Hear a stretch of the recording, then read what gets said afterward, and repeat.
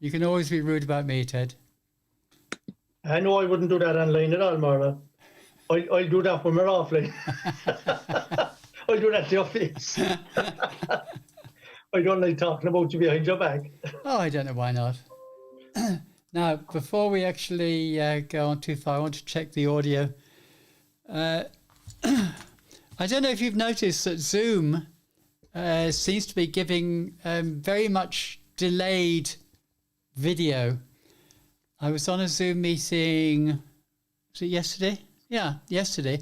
And there must have been a full second delay between the audio and the video. What do you mean? You were putting up a video, is it? No, it was on Zoom. Okay, so I'm looking at you now. Now, when I speak, there is a little bit of delay between what I say and what I see. I see what you mean. Right. Yeah. Now, when you speak, I hear you. Yeah. You hear me, and I see you, and the two are pretty well in sync. Yeah, you're not too far out there either, Moira. Yeah. Okay, there's a tiny bit of delay in the video, but yesterday there was a full second's delay between the audio and the video. Oh, so it was obvious, like, yeah. Yeah, which is really, really off-putting.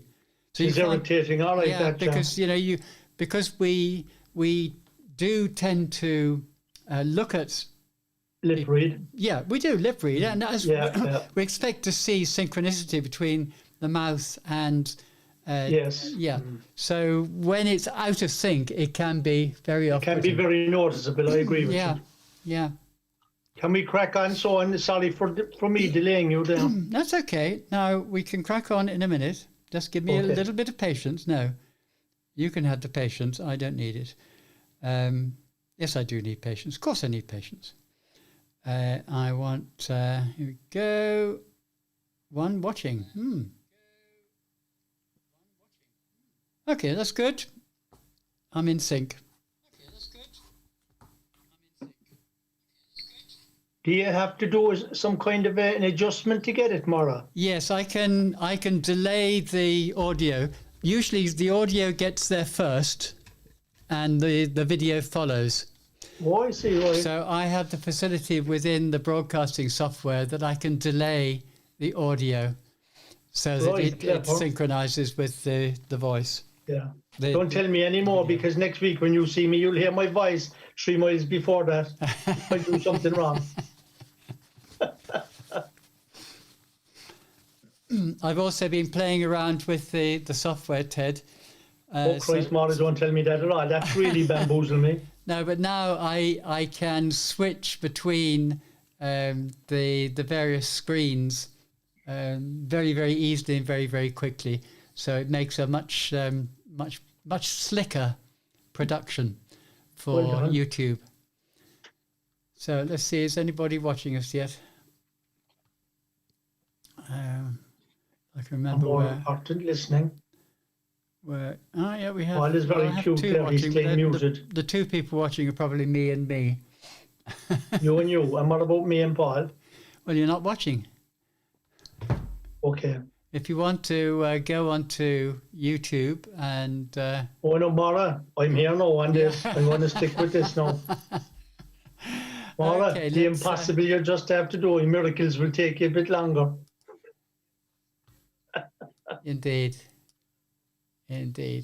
Right. Now, actually, I thought I was ready for you, and I'm not. So... All right, that's okay. Open, recent. I am all organized. I'm terribly well organized, but that was as of yesterday, not as of today. So I just need to put Barack Obama in, and then we're pretty well good to go. 20, that's it. Now, if you were to be... looking at, I just need to check this, Audacity, Talk Show Talkers, there we go. If you were looking on YouTube, Ted, you would actually see what I'm doing on Audacity, because I'm showing the Audacity screen at the moment. And have you got that screen open now while you're still on Zoom here with us? Well, you'd have to be looking at YouTube to be able to see this, Ted, but I have you, myself, and Paul in 3 little windows on the left side of the screen. And then I have the Audacity screen taking up the rest of the screen. All I can say more to that now, one word: audacious. Nice one, Ted. Okay, so do you know that word "so" is so overused? It's so overused. I listen to many YouTube vloggers, and almost all of them say, "Hello, my name is such and such, so," and then they go into Yeah. It seems to be the beginning of every vlog. Yes, not just blogs, in general conversation as well. Yeah.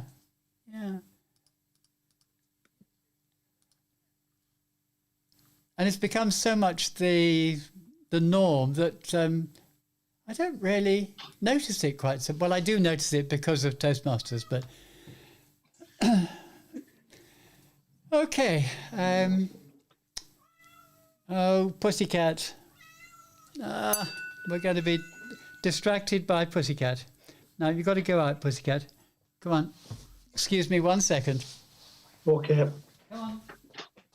I'm just going to get a glass of water then. Yeah, good idea, Paul. I'll get a cup of chai. Go on out. Go on. No.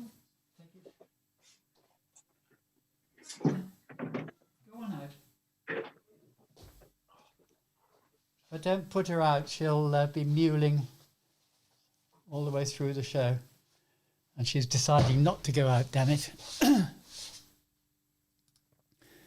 So, now that really confuses me, because you know 2 of you have switched position and I'm the only one live. I don't know.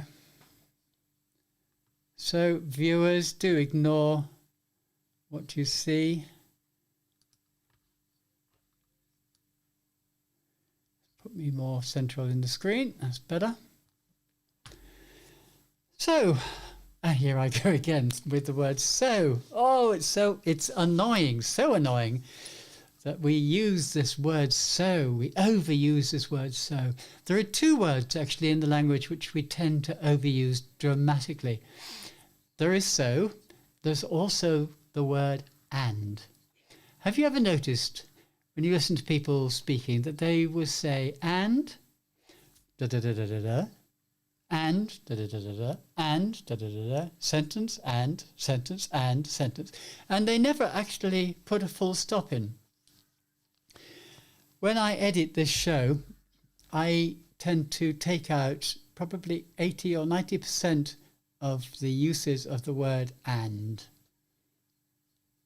When you do that, you suddenly get a much slicker podcast and much easier to understand. When you say "and," you're linking 2 sentences together, and those 2 sentences must be one depending upon or following on from the other. If it is a separate thought, here we go with Pussycat, go away. If it's a separate thought, then you should not have used the word "and." I'm monologuing here, Paul, as both you and... Oh, I've got some... I forgot I'd done something. I was playing around with namings last night, so I've named everybody on this screen. And you were Danny, I think. Yeah, you were Danny, because it happened to be Danny. So I will change that to Paul. I'm back, I'm lads. happy. Glad I saw that. I'm happy. Moira, you can do whatever is needed in relation to me. I always do, Paul. You can call me anything you like. Gosh, I do look pretty awful, but never mind. I just got leprosy actually this week, guys. You know, my You were attacked by a leper, were you? Or a leopard? Okay. So we're ready to go. Yes. Now let me just make sure we're queued up properly. We are queued up. Let's do a sound check. First of all, start monitoring and give me a 1, 2. 1, 2, 1, 2. That's good. I need to put mine up a little bit, which means I've got to take that down and put headphones on.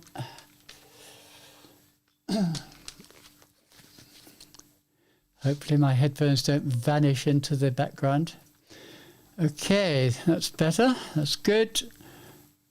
I can't hear myself. Well, I can't hear myself. Why can't I hear myself? I never can. Okay, Ted, you ready? Well, Yes, I'm Moira. ready to be tested. Hold on a Oh, second. Paul must be tested. You. Well, Tested Ted. yeah, you're fine. Well, you I'm see, because Zoom automatically adjusts volume, if one person is good, then everybody's good. Oh, that's good to know that now. But my voice is being recorded separately to you to Zoom. So, okay, 3, 2, 1, go. Welcome, Toastmasters, to this week's episode. Sorry, Toastmasters, to this week's show, the talk show for talkers on irishtalkers.com. Our email address is info@irishtalkers.com. You can also find us on Facebook as the Talk Show for Talkers. And of course, we look forward to your comments, your questions, your feedback, and indeed your evaluations. We need you to interact with us. You can also listen to previous shows on our website, irishtalkers.com. And we also publish the Public Speaking Weekly. And this really is a treasure trove of everything that's interesting about Toastmasters and what isn't interesting about Toastmasters. So you get a little piece on public speaking, confidence, leadership. So look out for the newspaper link on our website. And if there's anything there that piques your interest, please let us know. We like to hear that too. My name is, same as last week, Ted Melampi, and the week before. And I'm delighted to be surrounded this week again by the passionate Paul O'Mahony. Hello, listeners. It's great to be back with you again. And the multi-talented Moira O'Brien. Multifaceted, I think I am today, because I have 3 screens in front of me and I see myself umpteen million times, which is very off-putting, I can tell you. But I'm delighted to be here and looking forward to the show. And this is what Zoom has been doing to us, actually. You know, there was a time, Star Trek, Maury, you're a fan of Star Trek and Captain Kirk and all his pals. And they used to say, beam me up, Scotty. Well, what we're doing now is we're transporting ourselves into each other's houses. And Maura, as she said, is multifaceted. Not alone can she see herself many times, but she is also in different parts of the world at the same time. So look, there she goes. She's just showing us. She's looking at us from outer space. It's incredible, incredible. Yes, that's fantastic, Maura. The viewers... I don't know how you do it, but it's very impressive. So on today's show, we'll have our usual mix. We'll have Paul and I having a little verbal joust. We'll have Maura might have a little verbal joust. We certainly will have Paul making a contribution, as he does every week. Maura will be making a contribution. I have an interview. Well, it's not an interview. It's a speech by a former president of the United States. So we're looking forward to all that.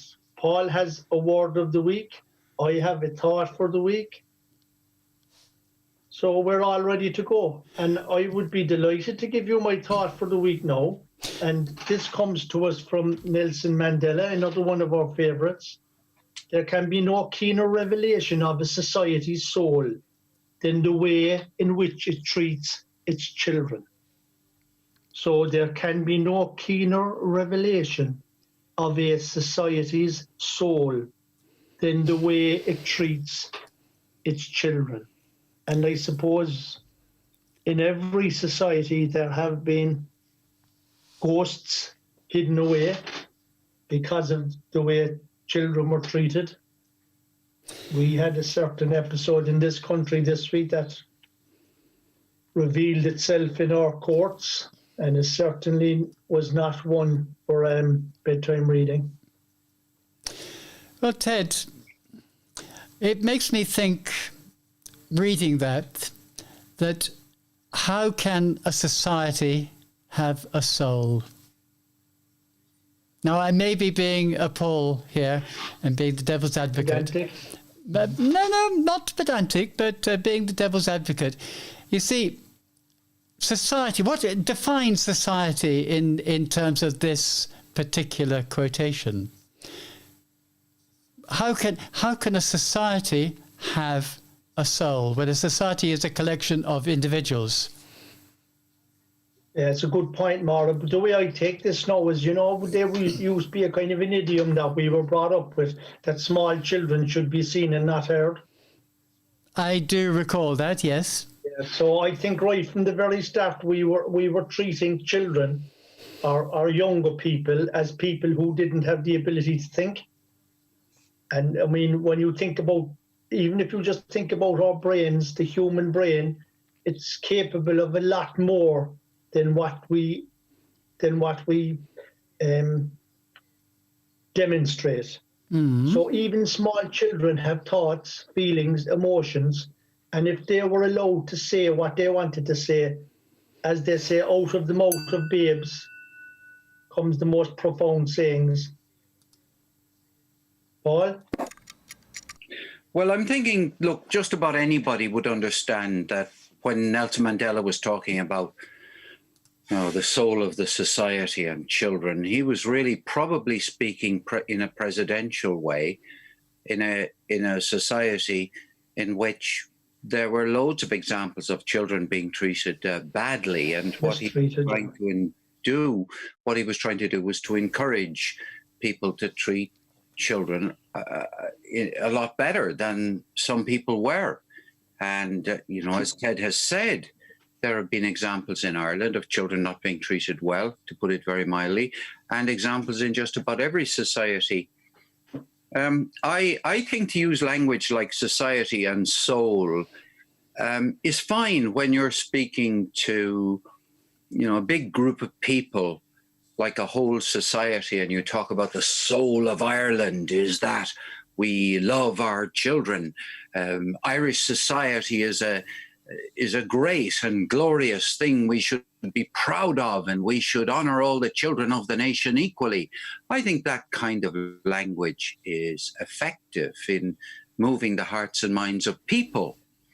The notion that what on earth does society mean, and Moira's put forward a point of view that society is a collection of individuals, was a huge controversy in the United Kingdom during the 1980s about whether there was such a thing as society.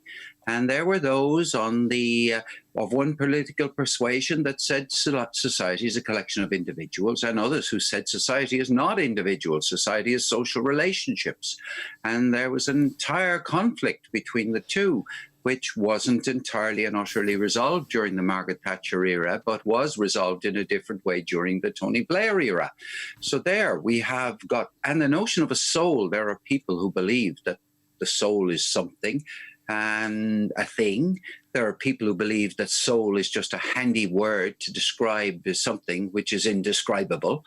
So I think we have to give Nelson Mandela a bit of a pass to get out of jail in relation to this particular quotation of his. Interesting you should say jail, because something else, Nelson Mandela said a lot of things, but one of the other profound wisdoms that he offered us was that in his country, first you go to jail, then you become its president. Yeah, so nice. I suppose really what he's saying there is that yesterday's rebels are tomorrow's politicians. Well, one of the things that Nelson Mandela achieved was political leverage. Now, he went from one position in society into another, and he succeeded in dramatically increasing his power and his effectiveness. And that's a great example of somebody changing their political leverage. Mm-hmm. Leverage, listeners, is our word of the week this week. And it's, in that sense, it's a noun. Nelson Mandela had leverage. You may indeed have leverage. It is a word that's handy to use in the context of you having some power and effectiveness. As a noun, it entered the English language in the 19th century, and it was used at the time very much in the context of levers and mechanical things. You press a lever and you get leverage. But it's also used in financial circles to talk about credit and how you can do something with your credit which will give you the ability to speculate. So we're talking about leverage, leverage, as being a handy noun for talking about somebody's influence. You can say very easily, let us say that Daniel Rex has considerable leverage in Toastmasters International. He's been in the organization almost longer than anybody else, and he's been the chief executive, I think, since 2012. And so he knows where everything is, and he has considerable leverage as a result of his experience. Now, you can do more with leverage. You can exploit situations. So you can for example, you can shamelessly leverage the system to your advantage. And that's a verb, leverage there. You can leverage something. You can leverage the goodwill we have in the local community in order to increase the number of members that we have in our local Toastmasters club. You can leverage the social capital that you've accumulated because you've been out there during the year doing good to other people. And you can leverage all of that in order to get an article in your local newspaper. So that's what's called exerting leverage. Exploit would be another word to use for it. You can exploit the situation. You can, a whole lot of different things you can do with it. You can abuse things, and that can be called leveraging. You can capitalize on an advantage. So I leveraged my recent practice at golf in order to overcome my opponents who were cocooned during the pandemic. So these are kind of ways in which the word leverage can be used. And indeed, I would go so far as to say that Ted Malanphy has some leverage as a result of the fact that he's so good at establishing rapport with other people. What do you think, Moira? You caught me there because I assumed you were going to ask Ted. But yeah, I think it's quite a useful word, and it's one that certainly would be in my lexicon. And I guess I would make use of it now and then, but only in certain specific circumstances. Leverage to me would be used in a financial way. For example, you're using, let's say, borrowing to leverage a position, a financial position. But in general, day-to-day use, probably not so much. But you're an accountant, Moira, and everyone would expect you to be more used to using the word leverage in the context of how you can use one thing to get something else out of it. But if you're talking about ordinary business, it's a word that's widely used these days. We need to leverage this, we need to leverage that. And Ted, as a businessman in a different area, will be bound to have come across it. Well, I love the way you leveraged the word leverage into the conversation, Paul. You just segued into it seamlessly. And I must say, I thought it was a lovely introduction to your word of the day. And I think we've leveraged as much as we can out of it there now. I think I'm using the verb more than the noun. And so we'll leverage the next segment. No, that doesn't work, does it? Anyway, we'll bring this one to a close, and we'll look forward to seeing you tomorrow at the same time, when we'll be bringing you a very, how can I put it, a very dramatic presentation, I think is true to say, from Barack Obama. We'd look forward to seeing you then. I was going to use the word crowbar there, Mara, for you. I said we'll have to crowbar Mara out of this situation since she feels she can't. All right. Yeah. Just a small suggestion for the next time in which you say, we look forward to seeing you tomorrow. You could say, we look forward to you listening to us tomorrow. I like that, Paul. We look forward to you listening to us. Using your leverage. Very good. Yeah. Very good. Okay. Of course, we're now on YouTube, but indeed before that, we were a straight bog standard podcast in which it's all about listening. So we want you know, we look forward to you listening to us. That's. Well, you see, I've always used the word see, even when we were only using podcasts and we weren't on YouTube. And then you're on Toastmasters, is that right? It's a turn of phrase. Let's put it that way. A turn of phrase that we. And we're here to promote good use of English rather than rubbishy old turns of phrase that are inexact and completely. It's a turn of phrase, Mara, used by television commentators. And I can remember back in the day when we had television first, I can remember thinking to myself, he can't see me. Said, from the newsroom, he just said, we'll see you all tomorrow. And I can remember turning to my dad. I think I was about 14. I said, Dad, can he see us? Since we can see him. But the thing is, that were we ahead of our time back in the 1960s? Yeah. Because now we can actually see each other whilst we talk to each other. Yeah, yeah. And, it's more people like you and you, Paul, who have the wherewithal to understand how these things work. It is possible for the people on television saying, we'll see you all again tomorrow, that they can actually bloody well see us. Yeah, yeah. The technology is there now. It is. Well, I can tell you something, Ted. Your iPhone right now is recording you. Everything you're saying and everything you're doing is being recorded on your iPhone. Incredible, isn't it? Even without you turning on the recorder. Yeah, you're so right, John. There we are. If you're going to do a Mark Zuckerberg on it, get a piece of tape and put it over the over the camera. What used to be Ted, what are you doing? Oh, Ted, that's not good, Ted. That you're making a lot of noise. For all Moira's ears.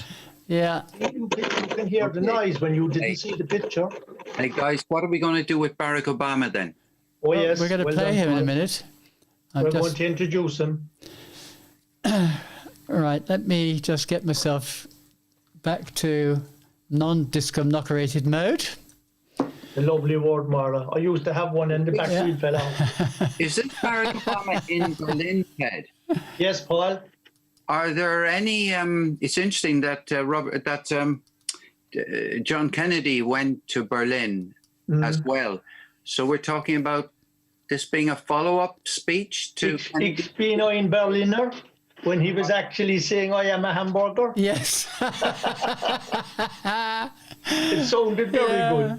Okay, but in fairness to Barack Obama, when he came to Ireland, he used the phrase, "His federling."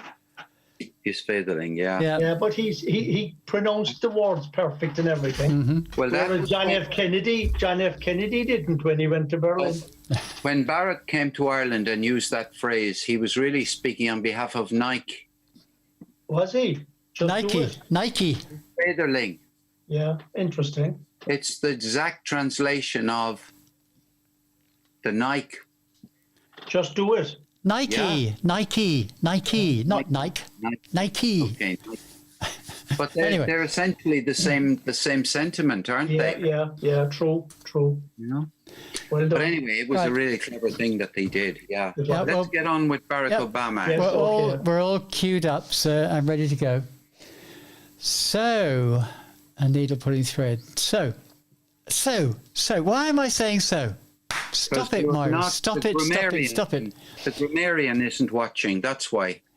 Well, whilst you were both missing from the stream before we began, I did a little monologue on the use of so and. and how we use them both far too much. Keep that for next week's part 2, Moira. Yeah, well, maybe. But, and here am I using so and indiscriminately. Let us begin. Well, you can sow, I will reap. Okay. Yes. On that little note. And I'll make the bread. Ted, are you ready? Yes, Moira. Are you going to introduce the second certainly will, segment? Moira, yes. 3, 2, 1, go. Welcome, Toastmasters, would-be Toastmasters, to this segment 2 of this week's offering on the Talk Show for Talkers. And as mentioned yesterday evening, I did promise you a speech given by Barack Obama when he was president.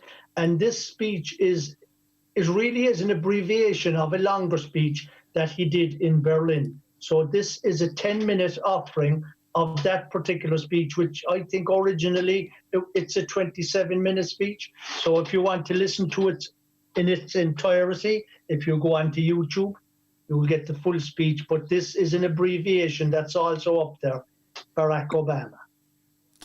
Ted, your chair is very noisy. I can hear. It's actually, you're right, Maura. I can hear all the creaking and crackling as you move your chair. Yeah. So be careful of that. Be aware of it. I am aware of it. I can hear it here when I'd be screeching around in it. But now that you mentioned it, I hadn't heard it for a while. But you're right. Okay, let's do a bit of fiddling around on here just to drop the audio down. Is that going to work? Yeah, it's okay. So let's listen. It's an abbreviation that's also up there. This city, of all cities, no. There's a terrible echo on that recording. There is a bit of an echo. Can you drop down the volume a bit? No, I'll match the volume up. Don't worry. Okay, right. I hadn't done the things to your volume, which I must do. So you can see in a second when I replay it. It's an abbreviation that's also up there. Barack Obama. Of all cities. You see, now you're more balanced. Yeah, that's good. Yeah. And when he says of all cities there, he doesn't actually explain that he's in Berlin, but I think I got that in the intro. I think you got that many times over, Ted. Yeah. Yep. Right. Bear with me, because I should have done something else before I do this. I always forget to do. And that is to move you.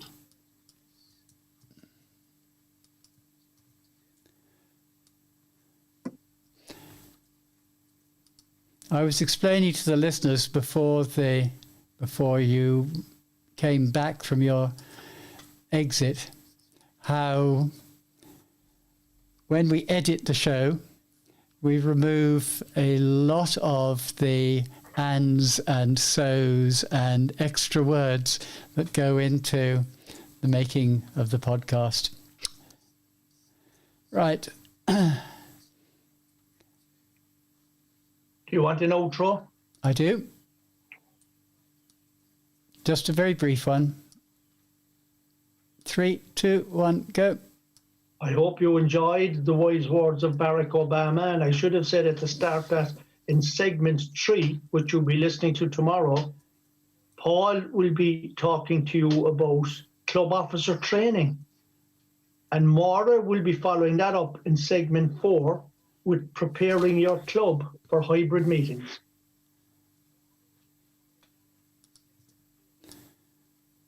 Okay.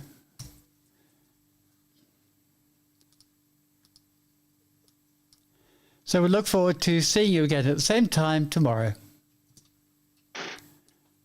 Just to finish that off, Ted, because it was a bit... Okay, that's great. A bit bland without. Okay. You really ought to watch on the YouTube stream, because then you can see exactly what I'm doing on Audacity and all the jiggery pokery I do. Can we look back at it after? Of course you can. Listen. Yeah, that's good. We can look at it from that point of view as well. Yeah. And we do get a few views.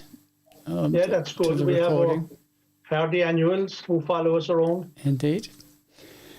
Do we have anybody listening now? That's what I'm going to ask myself. Ivan is usually there anyway. I shall answer myself. Can't see. Well, there has to be an easier way of doing this. You're muted, Paul. 3 watching. We got somebody who's watching. Unless one of you two is watching as well. No, I'm not. Tell me, when you're discussing whether anyone's watching, is that being recorded? It's being recorded. It's being broadcast. Yes, of course. Because I don't stop No, the stream. I think that must be very boring. Oh, the whole thing is very boring. That's why we don't get many live listeners. We'll have to do a bit of juggling or something, lads, someday to make it more interesting. Right, are we ready? I'll bring us in. Welcome to part 3 of the Talk Show for Talkers here on irishtalkers.com. Let me remind you of our website, which is irishtalkers.com. Our email address is info@irishtalkers.com, and our Facebook is the Talk Show for Talkers. This being part 3, it is our pleasure to introduce to you Mr. Paul O'Mahony. And Paul, this week, is going to be talking about officer training. Over to you, Paul. Thank you very much, Moira. Talking about club officer training, but particularly talking about club officer training online, because this year, 2020 to 21, as far as we can see forward, all club officer training in Toastmasters are going to take place online. In District 71, the club officer training session will be held on the 4th of July. And I'm really going to talk in the next few minutes about giving you information about what's involved and how it's going to happen. The club officers will be receiving a written, authoritative email about everything that's going to happen from Daniel Sanders, who's the Program Quality Director of District 71. But in the meanwhile, Daniel Sanders has appointed Danny Banks to be head of training in our district. And Danny Banks is heading up the training team that are planning and going to deliver this very remarkable piece of training that is quite different from any other training that any Toastmaster on these islands has ever experienced. To put it in context, the reason the training is going to take place online is very simple because of the pandemic. So everything had to go online.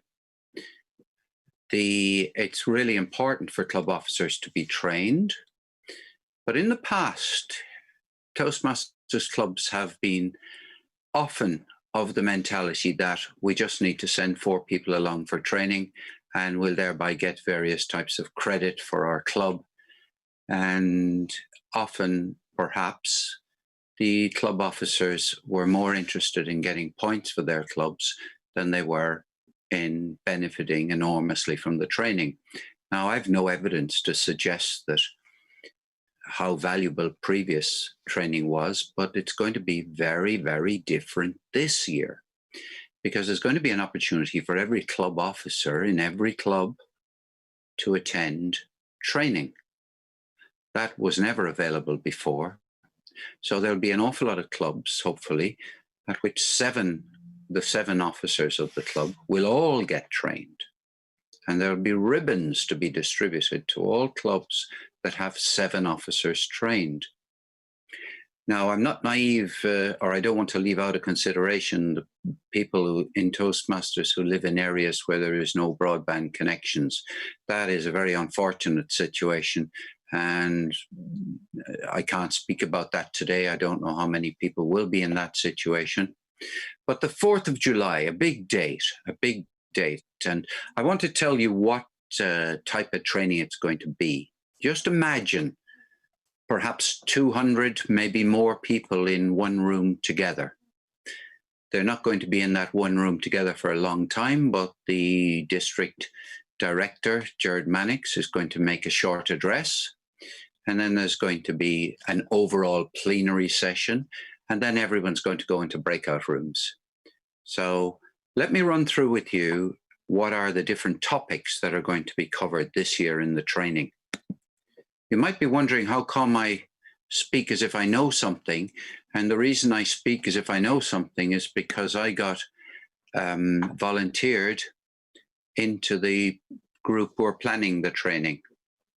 And I'm going to be doing one small bit of the training myself.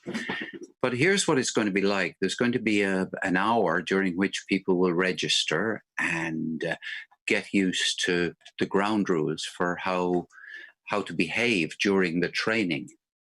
Etiquette, basic etiquette, let's call that. And of course, everybody has to be registered because it's important to keep an accurate record of who has been trained and who hasn't been trained. So that's going to take the first hour, and it's all going to begin about 9 o'clock in the morning. So this is 9 o'clock in the morning on the 4th of July. There'll be a overall introduction to the Distinguished Club program, and that's the kind of plenary session, and that's the program by which Toastmasters drives the whole of its own operation all around the world.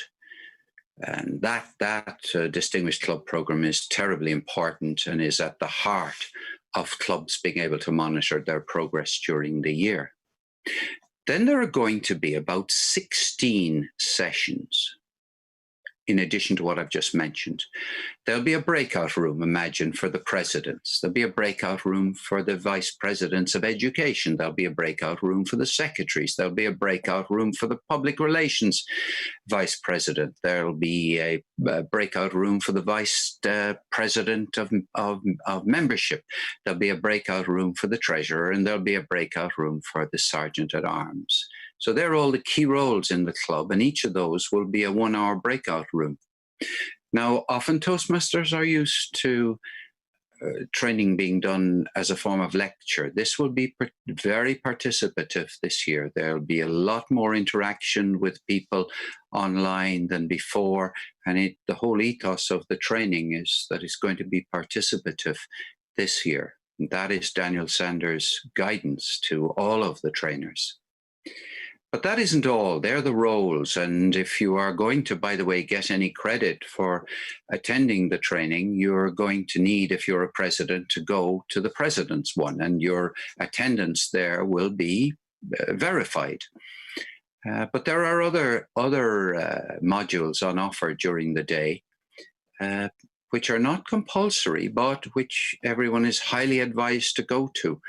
These are the options. Community programs, that's Speechcraft and some other community programs that Toastmasters has. Then there's one on how to get more members and how to convert guests into members and how to induct new members. There's another one which is about leading the club to success, and this one will be all about motivation, delegation, and coaching. There'll be another one on leading the club to success, which will be about SMART goals. That's specific, measurable, achievable. R stands for realistic and timely goals. So that's about SMART goals and success planning. There's going to be a session on pathways for base camp managers and members. Base camp managers and members. There's going to be one on building healthy teams. There's going to be one on creating a quality club, brand, moments of truth, teamwork. And there's going to be one on enhancing evaluations. That's the one I'm going to do. And that's designed to help people to do better evaluations and to help people to coach people to do better evaluations. And then there'll be a general session about pathways with questions and answers. And that, my friends listening, is the entire plan at present. And it's planned to finish on the draft, I see, to finish at 3:05 in the afternoon. There'll be a break for lunch. There'll be a break for a cup of tea and coffee at some other point. But that's it. So it's a pretty comprehensive development program aimed at all club officers. What do you think, Moira? What do you think, Ted? I think it sounds very attractive, Paul. It sounds very good. Just got in ahead of Maura because she was muted. But it sounds very good. I'm looking forward to it. The one question that came up when you were discussing or when you were telling us exactly what's going to happen, what about clubs who'd have deputies? for instance, a deputy VP, Vice President of Education? They're all welcome. Excellent. They're all welcome to attend. And indeed, this is going to be run under the ethos of what is called Toastmasters Leadership Institute. Now, the interesting thing about the Toastmasters Leadership Institute, and I won't go into the history of it now, is that any member can come as well. Excellent. That is the overall approach. Now, some of you might be wondering about what's going to happen when it turns out that not everybody can go to the 4th of July. And in Cork, we call what happens after you can't go to the, let us say, the division club officer training run from division level. It's called mop-up training. But it's every bit as serious and as important as the training that you get on the other day. So there'll be a replication, I would call it, a replication of what I've just outlined on a number of other occasions. Divisions will be able to put on their own training event along the same lines. Divisions will be able to collaborate. I've already had discussion with the area directors in Division A, and we generally favor collaborating with one or two other divisions for a number of reasons. Get greater variety of trainers, see different approaches, takes the weight off of one particular division in order to come up with all the trainers, because you can see by the list of topics that a goodly number of trainers are required. And if you think of it all being online, a goodly number of reserve trainers are going to be required. And when you think of it being online, you're also going to find that a good Zoom team is going to be required. And I believe we're going to have the great advantage in Division A here in Cork. And that we have a terrific local Zoom team who are tip-top. I don't know who they are yet, but I don't think anyone's ever heard of them. They're probably unknowns, but I'm told that they're rather good. Moira, do you know anything about the Zoom team who might be going to help with club officer training? Well, no, Paul, I just happen to know a little bit about it because I'm on that team. I'm going to do a little bit of a plug for the District 71 Zoom support team. Nick Lacani, myself, and who's the third one? Eddie O'Mahony. Eddie O'Mahony, thank you. As if I could forget Eddie. We are the development team, let's say, for organising all the future District 71, for the forthcoming anyway, Zoom events. So we'll put that little plug in. But that brings us to the end of this segment. Doesn't time fly? I hope you found that of interest and of use, and do join us tomorrow when I'm going to be talking about converting your club to a hybrid club and the things you have to think about before you do. We'll see you then. Well done. That was interesting, Paul. You think it came across all right, Ted? Yeah, very interesting. In fact, I was surprised there at the 10 minutes when so fast. Absolutely. I couldn't believe it. But no, I always think the officer training is interesting, and particularly for new members. And you know, there usually is an emphasis in Toastmasters and in Toastmasters clubs to get new members involved as quickly as possible on committees. So for them, it's a great learning opportunity because they get to meet their counterparts within their own area, and that I think that's superb. I think it's very important, Ted. Very important, yeah. It's the first real education you get as a Toastmaster from the sort of the higher echelons of Toastmasters. Yeah. You know? That was actually 12 and a half minutes. Oh, very good. 12 minutes and 32 seconds. Yeah.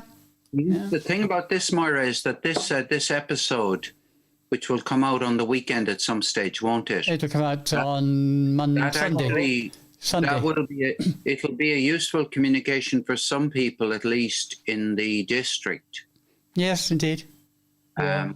Forewarning, yeah, that's true. Well, everything will come out in writing, of course. Of course, yeah. But it's not yet ready, and the district officer training's on the 27th. Yeah.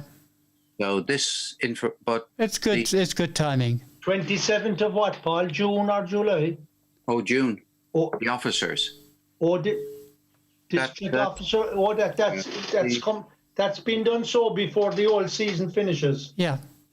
All right. Yeah, the first thing that's been done is the training for area directors, training for division, Correct. and their deputies. Now, this is a really important thing that Toastmasters are very keen that area directors have deputies, That's a good idea, yeah. and also that division directors have assistants, and that all of these people are involved in the training. Excellent. So there's a much broader potential. And just between ourselves, because I think that Division A is going to have a lot of training events during this coming year outside the cot. Okay. We're going to put on a whole series of 1-hour trainings on different topics throughout the year. There's obviously no compulsion on anyone to go to them, but there's going to be a lot of topics covered. So if there are any topics you are particularly keen that there is an hour training done on, just tell me and we'll. But there's Well, I'm hoping to do the bit that we're going to be talking about now, the hybrid club. I'm hoping to do a video on it, but it's quite a difficult thing to do a video without actually having the ability of doing it in person. If you see what I mean. To have a live club, it would be much easier to do it in a club situation. So it's going to be quite a challenge to produce a video in a non-club. Middleton Club are going to meet face to face next week. Really? Are they allowed? Is it allowed? Wait a minute, I got to tell you the full situation. You don't get the wrong. They have a very big room. Yes, they do. Their plan is to hold their centenary, their anniversary, club anniversary. Their 40 years, isn't it, this year or something like that? Okay. I think it's 40. I'm not sure. Could be. Anyway, they're going to meet in that room. And so in theory, it would be possible. I don't think it would be a good idea to distract them by setting something up, to be honest. It's all at such a... But that would be the kind of situation where you'd say, okay, there's going to be a club meeting. They're going to... And there'll be some people in the club who won't be able to come. So what we're going to do is we're going to do it on Zoom as well. Hybrid, Yeah. But I think I'm really looking forward to this section, Moira, because I think it's one of the biggest challenges that clubs are going to face. Good clubs are going to want to do it. And there are some clubs in the world, I've talked to some of them, who say we've been doing it incredibly successfully for 4 years, but there aren't that many. Hybrid, I don't know of anybody who's actually been doing it, any clubs who've been doing it regularly. Oh, I can put you in touch. God, I hope I haven't lost her link. I spoke to a woman who'd been doing it for, I think she said 4, maybe she said 3 years. Yeah. And said it was a dream. I think there's a huge advantage to Toastmasters enabling us to gather members from different countries. Well, let's hold the conversation there, because we can usefully have this sort of conversation online. Yeah, true. Good point. Okay. So, Paul, will you bring us in? I will, of course, yeah. Okay. Let me just get keyed up. Let's show you the screen. I wish it wouldn't flicker. This is one big disadvantage with open broadcasting, that when you share a particular window on your computer, it tends to flicker. But there we are. We put up these things. Oh, now I'm losing my mouse. What? That's our signature tune, I think. That's our signature. Bad there with the trombone. Well, I lost control of my mouse and it started playing instead. All right, you'll have to bring the cat back in.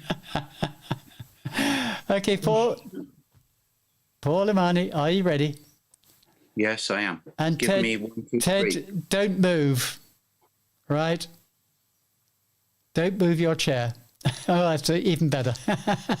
But I want you to join in, Ted, so you'll have to unmute yourself. Okay, Paul, 3, 2, 1, go. Hello, listeners, and you're very welcome to the Talk Show for Talkers, episode number 4 from this week's show.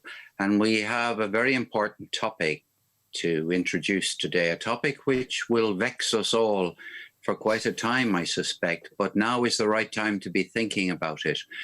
Let me introduce Moira O'Brien, who's going to talk about hybrid clubs. The first time we may have had a serious conversation about hybrid clubs on the Talk Show for Talkers, perhaps. Moira, well, take it away. We have talked about hybrid clubs in the past. We've even gone into a little bit of detail, but we've never actually talked about the nuts and bolts of how we can achieve this. And it is either very simple or not quite so simple with a little bit of expenditure, but for a much, much better result. Moira, before you launch into it in detail, would you mind telling the listeners, what do you mean by a hybrid club? Sure. At the moment, we are meeting entirely online. That's the only way we can meet because of the restrictions imposed upon us by the COVID-19. In a few months' time, or maybe not till next year, we don't know when, but sometime in the not too distant future, we will be able to revert back to on-site meetings. There will be those clubs, of course, who are online only, and they will continue with their online meetings.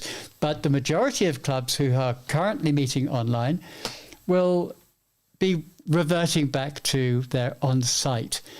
But so many of them will have had the experience of online attendance, and so many clubs will have gained members from outside of their area who are unable to attend on-site meetings, but who still want to be members of your club. So how can we facilitate them being ongoing members? And the answer is that we will allow on-site online attendance at on-site club meetings. And this presents some challenges. So let's go into, first of all, the challenges. The challenges are twofold. One, what are we going to show to the online audience? And secondly, how are they going to be able to hear us? So we have the two things, a video and audio. Okay, let's start off with the visual, the video. Now, the best way of achieving this is as follows. Now, I'm going to assume that every club has access to a projector. I think it almost goes without saying that if you're a Toastmaster club, you will need to have a projector so that members can share slideshow presentations, etc., when they're doing their speeches. So we'll make that assumption. So you're not having to go out and buy a projector, hopefully. So what you want to have is two views within the meeting room. One view of, let's say, the back of the audience, but showing the speaker and the speaking area. And the other view to be a view from the front, looking back towards the audience. Why do we want the two views? Well, you don't have to have the two views. You can do it just the view of the speaker, but that's going to take away some of the participation feeling from the online audience. If the online audience can see the whole audience as well as the speaker, it's going to give them a better feeling of being part of the meeting.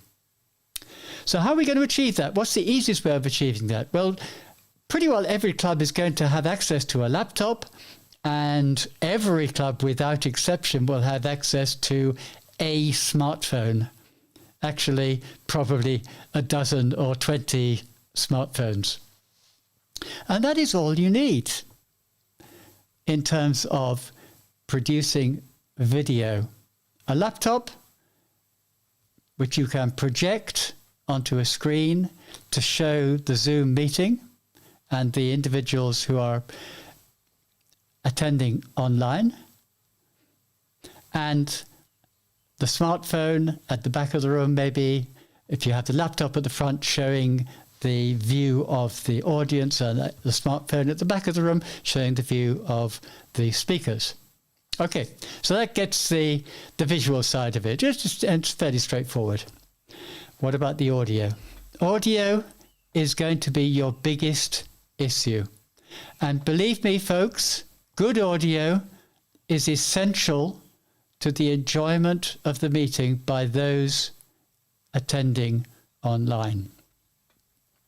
Now, we have two audio sources readily available to us. One is the audio on the laptop, and the other is the audio from the smartphone. Now, neither of these will be much good if you are meeting in anything other than someone's living room, because the sound will just be too far away and too difficult to listen to. So we need something extra. Okay, what do we need? Well, we need to go and spend a little bit of money. Now, I'm going to preface this that I'm going to recommend that you're going to spend upwards of £260 sterling. And that seems quite a lot of money. But if you break it down to a club of, let's say, 20 members, it works out about £13 per member. So it's not a huge amount. And hopefully your club funds will be sufficiently healthy to be able to afford this. And we'll go into the individual parts that are going to make up that towards the end of this talk. But let's talk now about the microphone. We want to have a good microphone, and we want to have a microphone that is easily transferred from one person to another. And there is such a microphone. It's called the Rode NT USB Mini. It can be bought from Amazon for the price of £99, or I think $99 if you're across the water. The advantage of this microphone is this: it can be plugged into a phone or a laptop because it has a USB connection. It is a wireless microphone. So you have two units. One is the receiver, one is the transmitter or the microphone, and the microphone can be clipped to your clothing. So it can be clipped onto the current speaker, unclipped and transferred to the next speaker, and so on and so on. And whilst this may seem strange the first couple of times you do it, after a time it will become part of the way you run your club meetings. Now, there is one very important thing in relation to sound. You have two devices connected to your Zoom stream or your whatever meeting app you're using. You need to disconnect the audio from one of those two devices. If you don't, you will get horrible feedback. So make sure only one device is connected to sound. So now we have the visual and we have the audio. But there are a couple more issues. We have our smartphone, but where are you going to put it? You have your laptop, but where are you going to put it? You see, if you put it to the side, or if you put it where your projector is going to be, that might not be ideal for the internal camera's view. So the best thing to do is to get an external webcam. Now, many people already have these. Personally, I have two of them. Why do I have two? Well, that's another story. I only actually use one of them, and that is a Logitech C920. That is the best consumer webcam on the market. Not according to me, but according to many other experts. It's, again, available from Amazon for £90. That enables you to take the camera away from the laptop and put it somewhere else, but you've got to put it onto something. So I'd recommend you buy a stand. Now, you can buy these simple lighting stands for about £12.50 each. So 2 stands would cost you £25. Why 2 stands? Well, we have 1 stand for the front webcam, and we have 1 stand on which to mount your smartphone at the back of the room. To do that, you'll need a phone mount. Now, many people, again, have a phone mount, but you can buy them on Amazon. Ulanzi have one for about £12, and there's a slightly better one from Manfrotto for £14.61. Either of those will be perfect for it. And I would suggest that you also have a little ball mount to put on the camera, the smartphone, in order to be able to adjust the angle of the smartphone more easily. So that is exactly it. So we have, your purchase list is a webcam for €90 or less if you want to. You don't have to spend that much. The Rode NTV USB mini microphone, and I do suggest that that is the one that you get. That is probably the most important items that you will actually buy, €99. 2 lighting stands for £25 together. A ball mount, which will cost you about £8. Your phone mounts, say £12. That gives you a total of £250 plus, between £250 and £260. Using this equipment, you will be able to get ideal, if not perfect, online experience for your online participants. Now, there is one further thing that we have to consider, and that is how our online participants are going to be heard. And for that, I would recommend that you have a reasonable Bluetooth speaker that you can attach to your laptop. And I say Bluetooth so that you could take the speaker away from the laptop and put it somewhere where everyone is going to hear better. And that will give you some decent audio from your online attendees and enable them to participate fully in the meeting. Now, I haven't actually researched those, but I know that you can buy fairly decent ones online for €40 or €50. Deep breath, that's about it. Anything that you can add to that, Ted or Paul? I would like to add something more. Paul asked a very simple question at the start of your talk there. He asked you, Moira, will you explain what hybrid clubs are? And here I am thinking that it was something advice that Tom Watson, the great golfer, gave us recently. When you're over a particular age, you should use hybrid clubs. But of course, he was speaking about golf clubs. And you threw me completely off my trolley. But it was a very interesting, and you certainly have a great command of your topic and your subject there. Well done. Thank you, Ted. I think it's also very much appreciated that you gave us prices as well. And are you talking about prices for individuals? I know it's the same price, but are you saying that this is the equipment that the club should purchase? Absolutely. Some club members may already have access to equipment which they're willing to lend. But for example, I live 40 minutes drive away from my club, and there are going to be occasions when I would much rather attend remotely than attend in person. And if the club is borrowing my equipment, well, the equipment's not going to be there because the equipment is going to go with me. So it's much better that the club owns this equipment. And also, if I was to leave that club, then my equipment goes with me, which is obviously not ideal for the club. Moira, our club at present owns a projector. We used funds from the club to buy a projector. We also used funds to buy a screen We also used funds in order to buy a little table on which, so that we could sit the projector on it. Sure. And I think we also own one or two bits of wiring and stuff like that. Tell me, all of these things that you've called out, will they be available from the Toastmasters International website?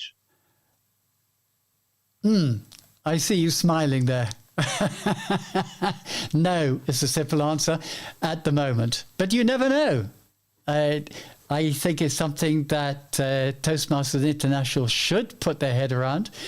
But maybe they would. As you rightly surmised, I was teasing as I said that. But I was thinking to myself, it's a thought. Where do clubs get their lighting systems from? The timing lighting systems. Are they available from the Toastmasters web site? There is a timing device available from Toastmasters International. I do actually have one here, which belongs to one of my clubs, and it is actually a very good little device. I highly recommend it for all clubs, but it is not cheap. It's $99, and by the time you've shipped it from the US, it does work out to be quite expensive. I think that was a great question from you, Paul. Why not Toastmasters buy in bulk, which makes it cheaper for the clubs? And when I say Toastmasters, I don't just mean TI, I mean every district, if they bought this equipment, they could sell it on and probably make a little profit and still be cheaper for the clubs. Yeah, could well be. Well, what I was driving at is the fact that clubs everywhere in the world have experience of using club funds, different amounts, obviously, by different clubs. Some clubs have more in reserve than others. But it isn't an unusual thing for a Toastmasters club to invest in a piece of equipment in order to be able to serve its members. Of course. So this may sound, I think, to some people really radical. I mean, you're talking about going a little bit over 300 when you added in the Bluetooth speaker. Although I have so many Bluetooth speakers sitting around this house, I would happily donate one to my club. They, as you said, aren't very expensive, and a lot will depend, of course, on the acoustics in the room and all of those things. Now, perhaps we could talk on another day about the kind of management of all of this, and you see, I think it's going to be it was a big step for many clubs to go online, but I think a terrific number of clubs discovered that, hey, this is nothing like as difficult as we thought it was, and it's good. It'll also be, I think, quite tricky for clubs to go not back to face-to-face meetings, but back to doing a mixture. And Indeed. as Ted said, clubs may well have attracted new members who will expect the service. Yes, online, indeed. You know, and I would be really disappointed if my club wasn't good at getting our club meetings online. The international feature of Toastmasters is so wonderful that it would be a real shame to lose it. And with that, we'll bring this week's episode to a close. Thank you for listening. If you did, do come back again tomorrow, I was going to say next Friday at the usual time, when we'll be bringing you the first of our next week's schedules. So we'll love for you to listen to us then, and I will see you then. Bye for now. Bye. Bye-bye. Oh, you did waffle on a bit. That was way over time. Way over time. Oh, we stopped on YouTube as well now. No, we're still on YouTube. Yeah. And we carry on YouTube. What? Moira, cut out all that last part. It's very simple. I will cut out what's necessary. Interesting. Good stuff. We were 8 minutes over. Yeah, Paul, the only thing, and Moira, the only thing I will say with regards to the expenditure, we have to remember that at this particular point in time, clubs have not been generating funds because we're not meeting. I know. But I think most clubs will probably have a reasonable amount of money in the bank. You'd be surprised, Moira. You'd be surprised. Well, all the clubs I've been involved with seem to have, 1,000 plus in hand, which is which they should do. Oh, well, if they have, they could make the purchase very easy. So. Well, you say that, but obviously most clubs are looking ahead to leaner times, maybe, and having that balance in the bank is most important, because that's going to mean that. All we can do is try to help clubs who want to become hybrid to become hybrid. Clubs that, for whatever reason, don't want to become hybrid, it's their club. They own the club. Yeah. If they discover that by not going hybrid, their club becomes much less attractive. Yeah. And they thereby lose members. Well, that's very unfortunate, but that happens. Yeah. Well, so we can't. One suggestion I have, Paul, and I like to get your thoughts on this. I think myself that Toastmasters, as members of clubs, and the clubs themselves, should have a direct debit way of paying for our meetings, a £5 a week. I think it makes it painless for the night you come to the meeting that you're not handing over cash, and the night you forget the cash and you're paying someone back. It's not a huge amount of money, but it's a good investment in the club. And it also means that even though you're not at the meeting for whatever reason, you're still contributing to the club. Well, I think, Ted, that's I support that for an additional reason. The current system in Blarney, in which you pay at the door, which is very normal situation, in effect, it rewards in one kind of way people for not going.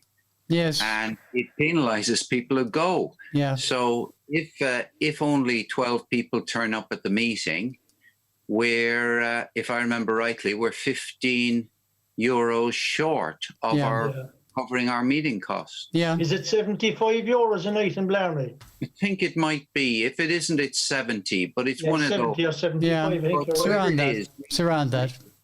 We need to have about 15 members. Now, there are some times when there aren't 15 things. True. So the club loses money. And I think that's some clubs you see bundle the whole lot up together. It's $90 to Toastmasters International, which is the current situation. I think it's 45. It's 45 twice. So that's $90. They then calculate that the cost of the room hire for the year is X. They divide that by the number of members, and they say, right, to join our club, it costs you, for sake of argument, $240 dollars a year.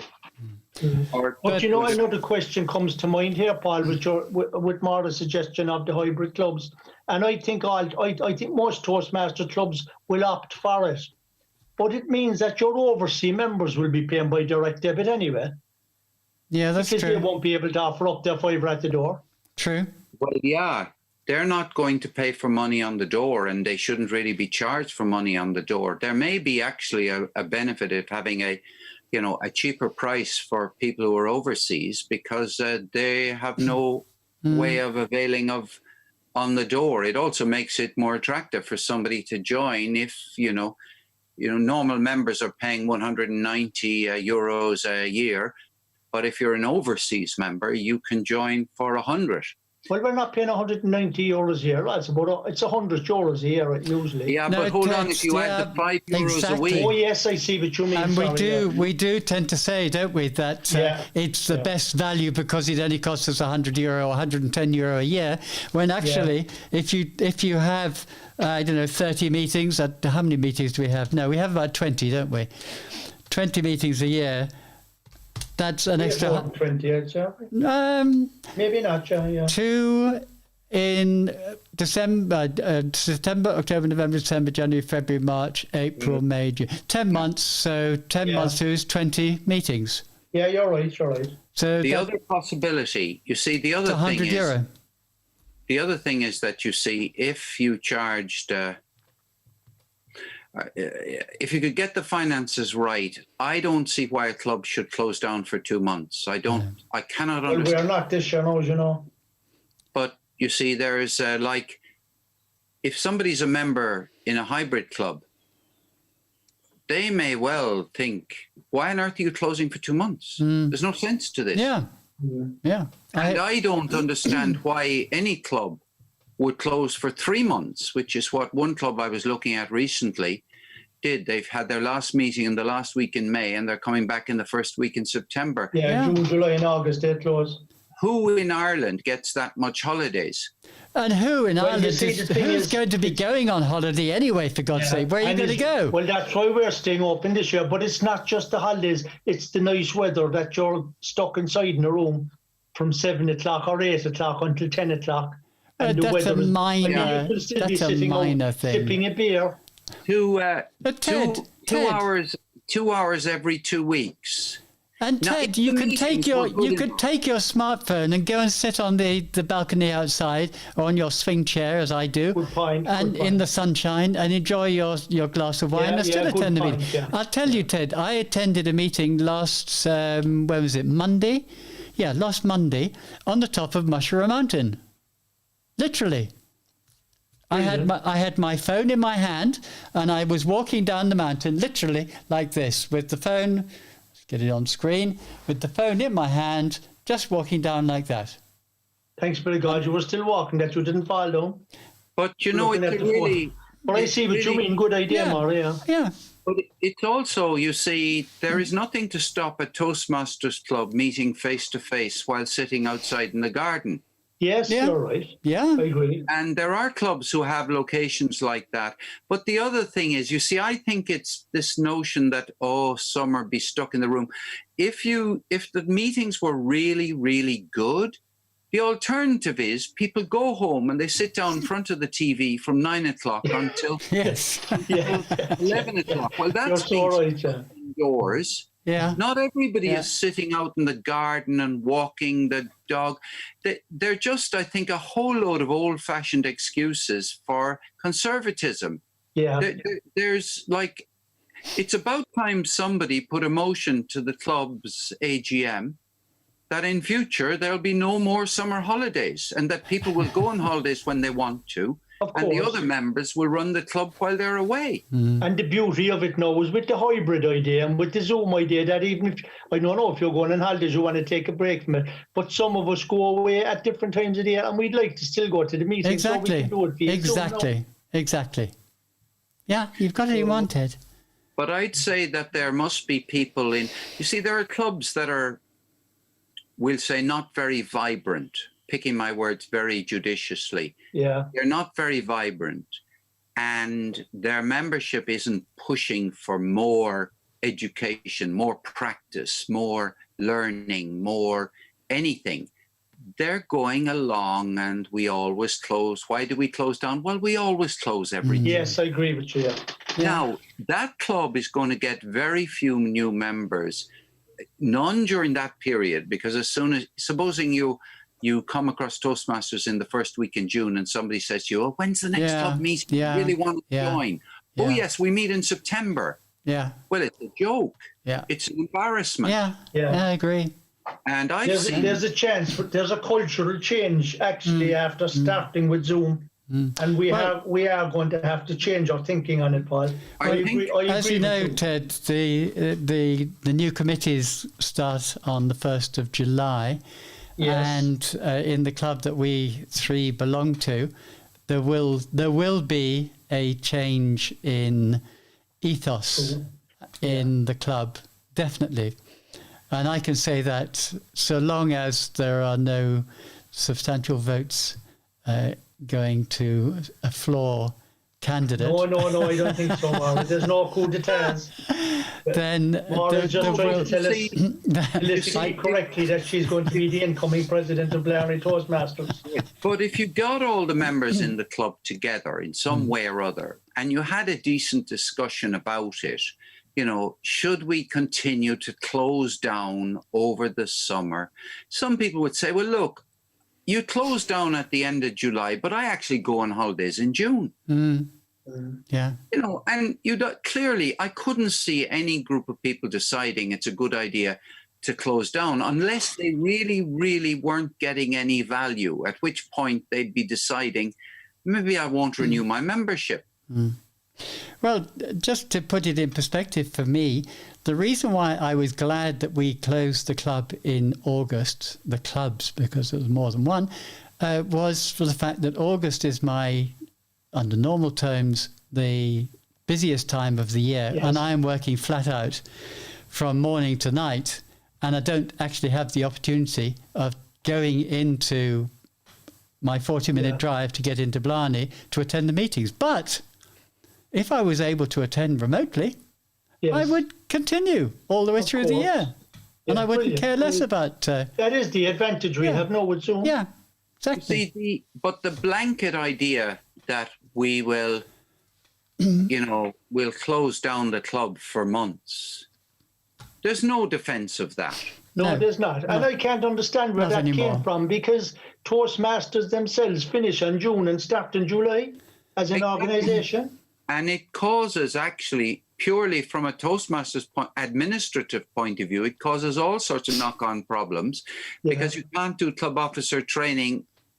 You know, how do you get the officers from a club that is closed down for 3 months to come to training? And people just zoom out, if you pardon the pun. Yeah. So instead of zooming, we'll have to soar. But I think what we need, what is needed, you see, people are generally, I think, a bit passive. You know, they wouldn't be so in every club, but by and large, we do the same thing. The biggest change is somebody decides to do table topics in a different way, brings in a bag and gets you to drag something out of the bag. And as soon as that happens, everyone thinks that's actually quite a good idea to do that every now and again. So people aren't so much resistant to change as they just sit down and want somebody else to bring it in. Yes, or they don't want to think themselves. Well, yeah, because they think, well, actually, the club president and the club committee, they're the leaders. We'll rely upon them. But you never get a revolt from the floor. You'll never get anybody proposing that we should vote out this committee, because that isn't our way. So basically, nobody says boo. You know, and it's, you could say, unfortunately, Toastmasters in our clubs, the ones I've been to, don't get much practice at debating. Now, debating is the art that you carry out when you're having a civilized argument about what policy shall we adopt. And there is never have I seen in Toastmasters in any club, except once online, I saw it online 2 weeks ago, two protagonists having a debate. But actually, they're the skills you need if you're going to work in a boardroom, if you're going to work on a committee. You have to be able to argue. And, you have to rebut. You have to be able to refer to the points made, Ted Melanphy has already told you that this is the case. However, he has overlooked the most important factor.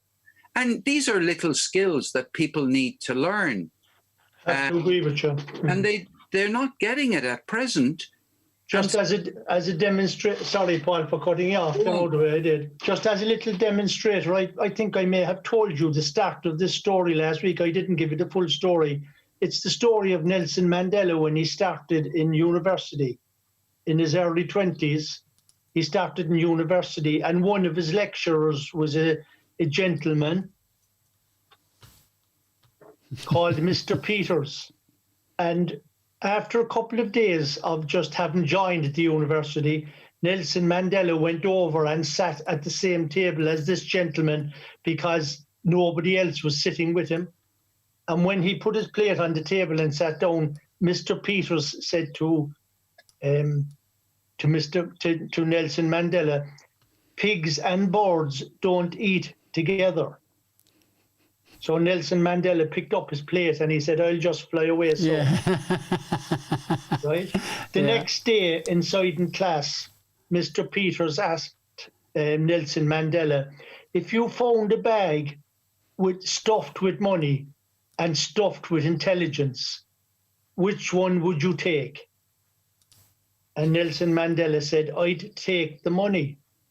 And Mr. Peters said, interesting, because 95% of the people would have said they'd take the intelligence. And Nelson Mandela's reply to that was, why should I take something that I already have? Yes. And then the retort from this Professor Peters, or Mr. Peters, he said, we'll see how you do in your exam, Mr. Mandela. And when exam time came around, Peters asked Nelson Mandela to share with the class what his results were. Nelson Mandela looked at his result paper, and all that was written across every page was idiot, idiot, idiot. And he said, Mr. Mandela, would you like to share your results? He said, I would, Professor. I'd really like to share my results. He said, you've obviously signed it, but you never gave me my results.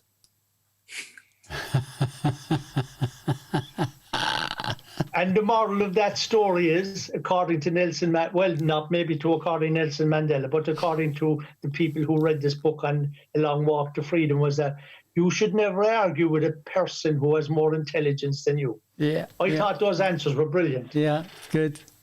Good. Everything had he threw at him, he threw it back at him. Yeah. But the skill, in a nice way. you see, the skill of being able to do that does matter in some places. Yes. And if we are to attract members who are out there in society, who are having challenges like that, where they have to be able to hold their own, and many people have to be able to hold their own. Yes. Otherwise, they're just overwhelmed. And if we don't give people an opportunity to be a good place to practice those skills, well, they won't be attracted. Yes. The pen is mightier than the sword, right? So, for example, we might say that we need a new club in Cork, which is called Debating Toastmasters. And that's a club which particularly encourages the use of debating skills in the club. Yeah. Actually, I just got a message in there from Mary Walsh. It flashed up on my screen. I'm not sure about your screens. And it said, thanks for your interest in Blarney Toastmasters. Really? I didn't know who it was from. I didn't know who it was from. Might be somebody. Sorry, is that a message to somebody who's interested from Mary? I would imagine so. I would imagine so, but it didn't say who it was from. It just said, it just showed Mary's reply. What about Karen? Did she join, Paul, your Canadian friend? Well, I have been meaning to follow up with her to find out. No, she hasn't. She hasn't returned. Moira has sent her the application. Oh, that's good. I think she'll I'll tell you join. something. One of the things I've recently, for the very first time, been dealing with application forms and paying Toastmasters because I'm sponsoring a club. This is all new ground to me. Which club? I had originally joined Toastmasters and I signed the form and somebody told me what to do and I just did it and I never gave a moment's thought to it. But I've now been looking at it from a different angle. You look at the Toastmasters application form and it is very confusing. It really isn't clear if you, for example, a very simple thing. It says, what is the address to which you want the Toastmasters magazine sent? Yeah. Now, frankly, you know, if it just simply said, what's your name, what's your address, what's your phone number, nobody would have any problem. True. But then you're thinking and you think, what's this magazine? Nobody's told me about this magazine. Send me things. And anyway, then it starts to get into, should I be getting this online? You know, and it's really, it's like it needs a revamp. And then you have on the other side of it, you pay so much to Toastmasters, and then you have another concept. Let me stop you there, Ted. Paul, let me stop you there, because sensible clubs like Blarney don't use the Toastmasters application form. They use their own application form, which is much easier to understand, is much simpler, has more information for the user.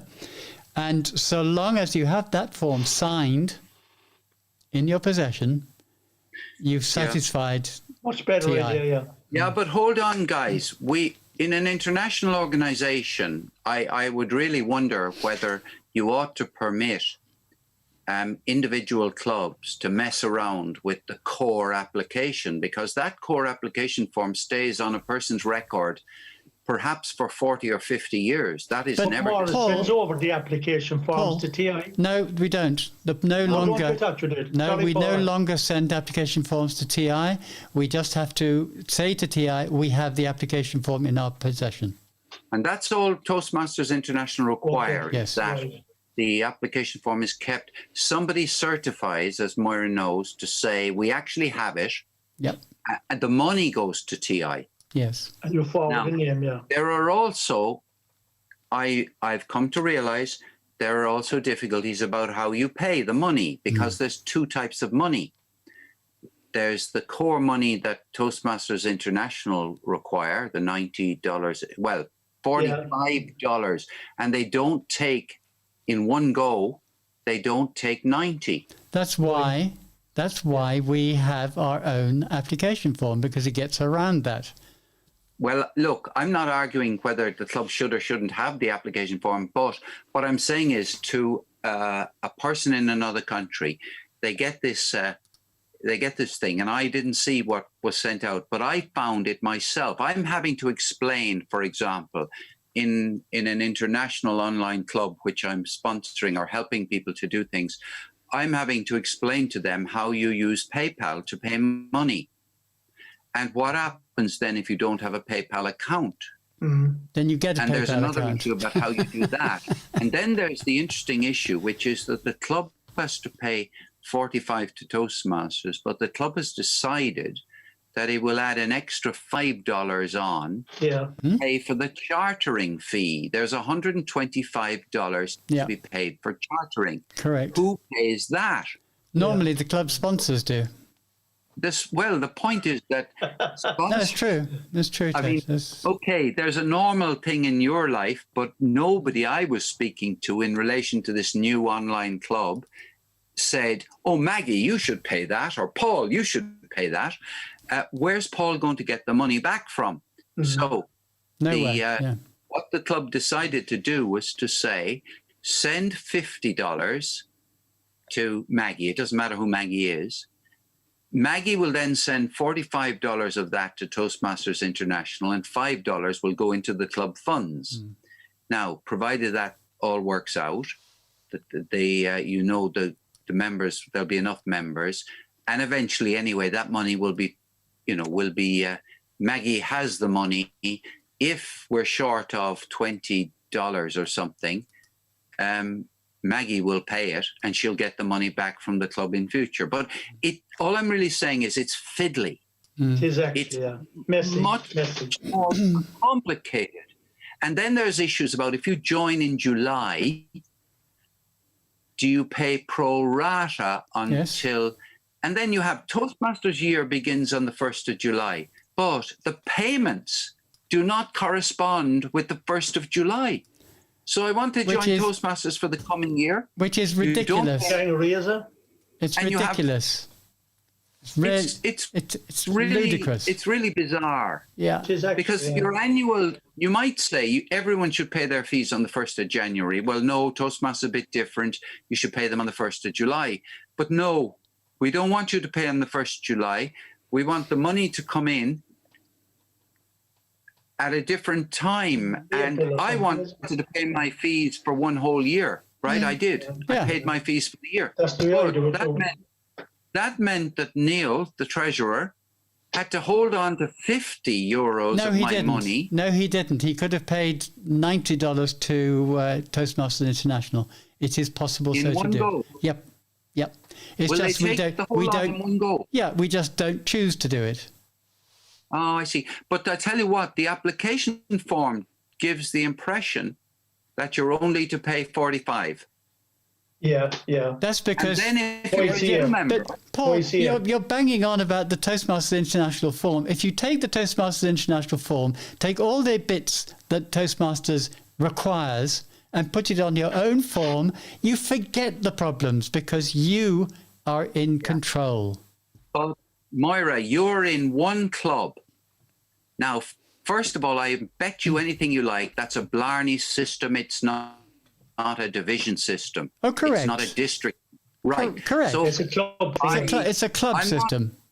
I wasn't really talking about Blarney Club, No, to be honest. but Paul, I was the talking about individual is situation that a joining. new member. But Paul, the individual is But- joining that club, and that club happens to be affiliated to Toastmasters International. But he is joining that club. Therefore, that club can do what the hell it likes for the application form, so long as it satisfies. Its own rules, yeah. So long as it satisfies the Toastmasters International bit.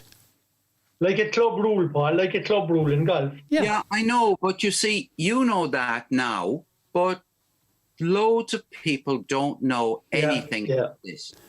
And then you have the additional complication that when you join as a new member, you got to pay 20 euros extra. Yeah. And then there's two sums of money involved. Mm-hmm. There's the membership money, and there's basically the money to get your education. Okay, Yeah. Paul. Lads, I'm going to have to. Moira, what did you say at the start? Should I just set up a new account and go into that in future for? No, I'm going to stop the stream Paul, now. have a look at my green background. I'm stopping the streaming now. Bye, everybody. Join us next week. Why don't you hand it over, Moira? Sorry? Hand what? Make me host and Ted No, I'm and I can stopping the finish. streaming. Oh, the yeah. stream.